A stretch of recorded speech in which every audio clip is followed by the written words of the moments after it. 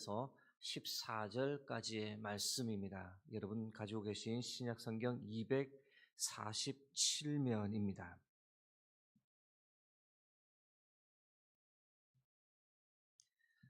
허락하신 말씀 다 같이 합독하겠습니다.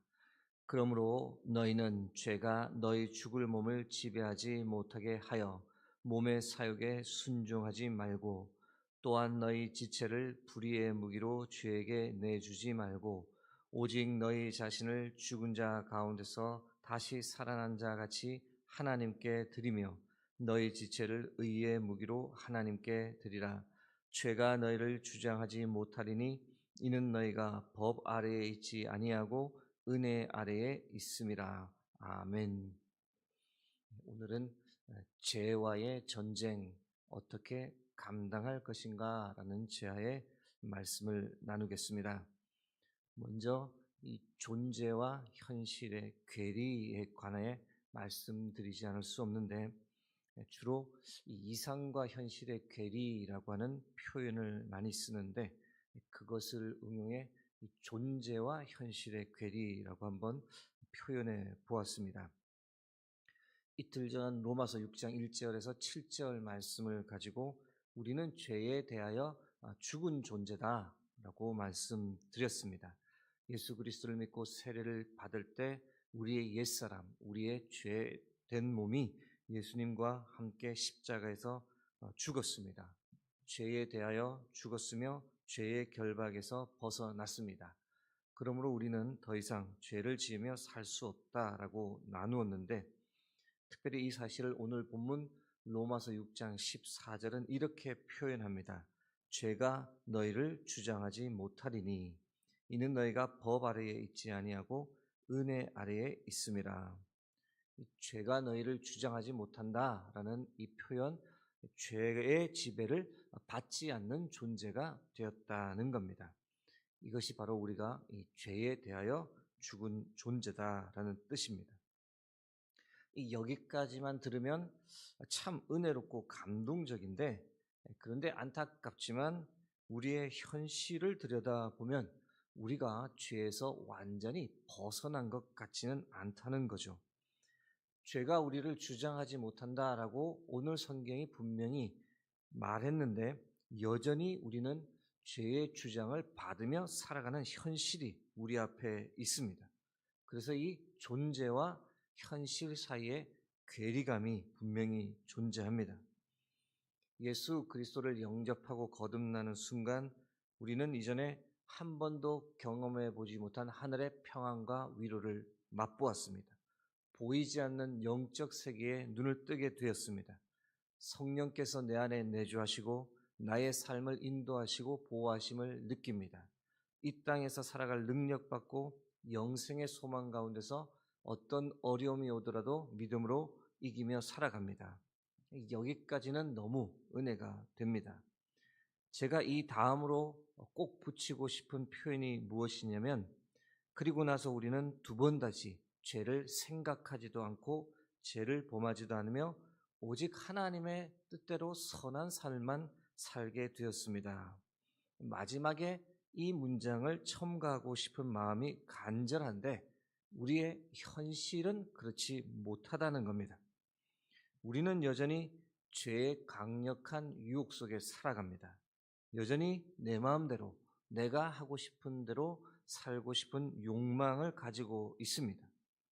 바울은 분명히 우리가 죄에 대하여 죽은 존재라고 했는데, 죄가 우리를 주장하지 못한다라고 오늘 말씀에도 선포했는데, 현실에서는 죄가 여전히 강력한 영향력을 우리에게 행사한다는 겁니다. 이것이 우리가 마주하고 있는 현실입니다. 참 역설적인 거죠. 예수 그리스도를 믿기 전에는 오히려 마음이 더 편했더랬습니다. 양심이 죽어 있어 죄를 죄로 느끼지 못했기 때문에 별 대수롭지 않게 살았던 거죠.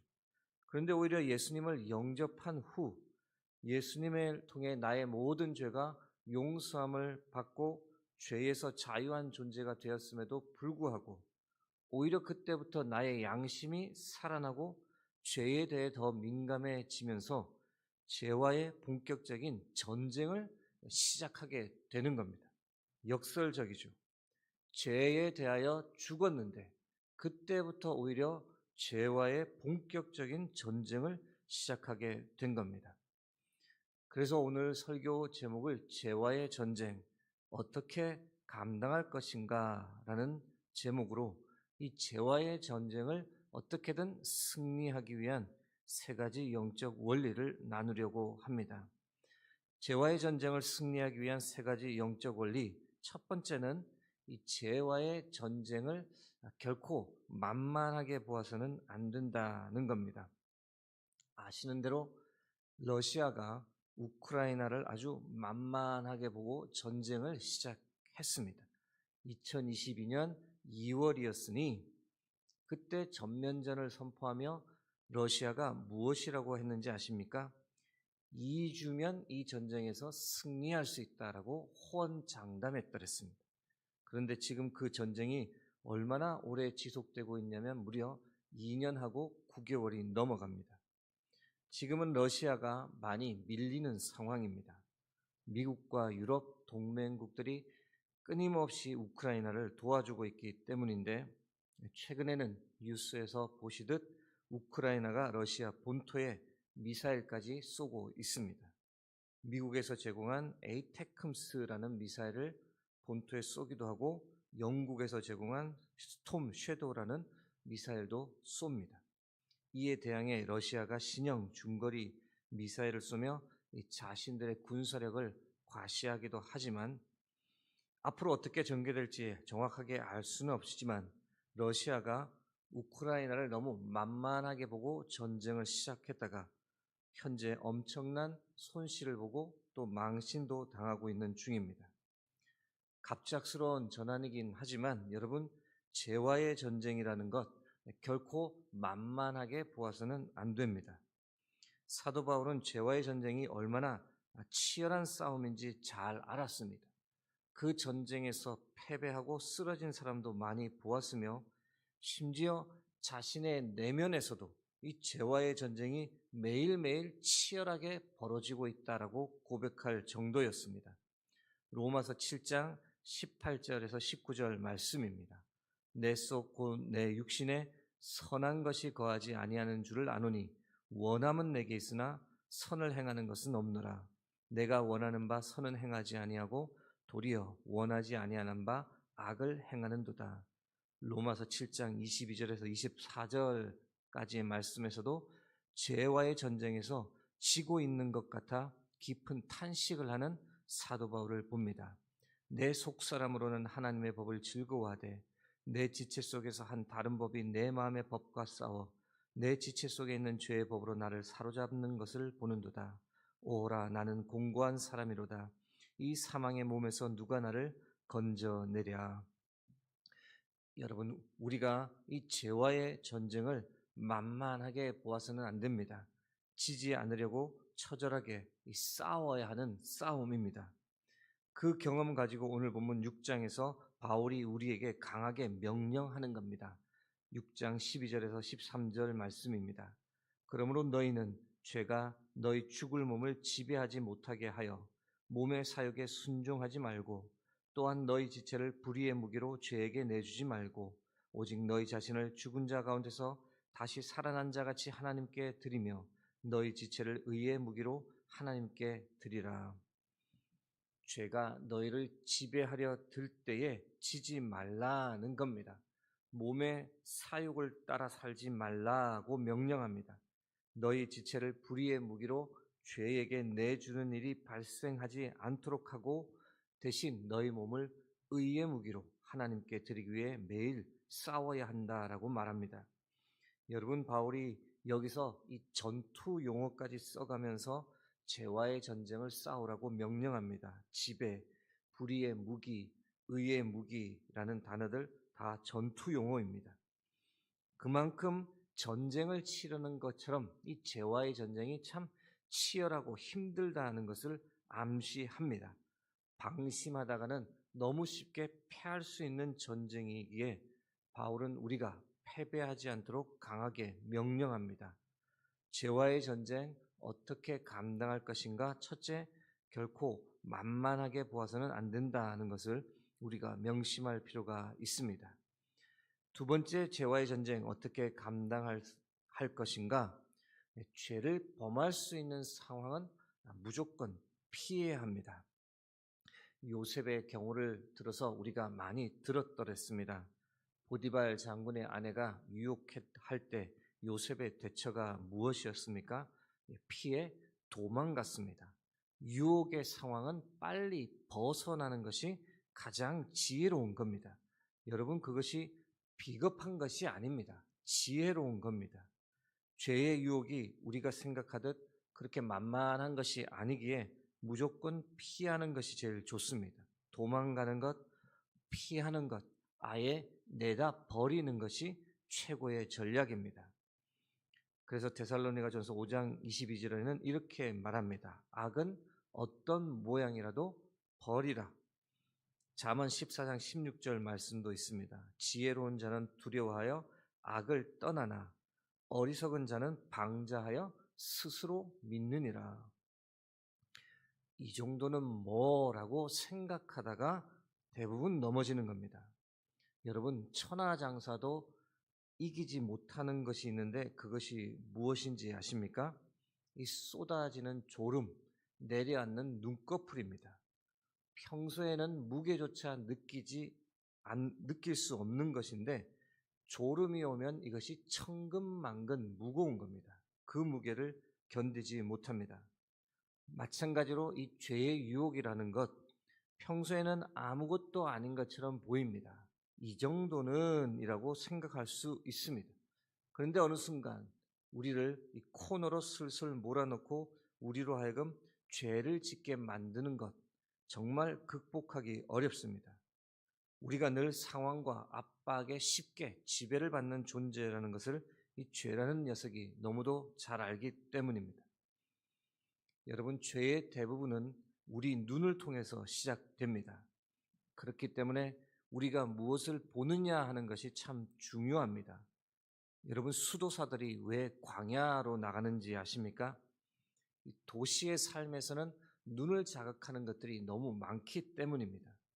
눈을 통해 우리의 마음을 자극하고 우리의 욕심을 자극하고 우리로 범죄하게 만드는 것들이 너무 많기 때문에 아예 그런 것과 단절하고 광야로 들어가는 겁니다.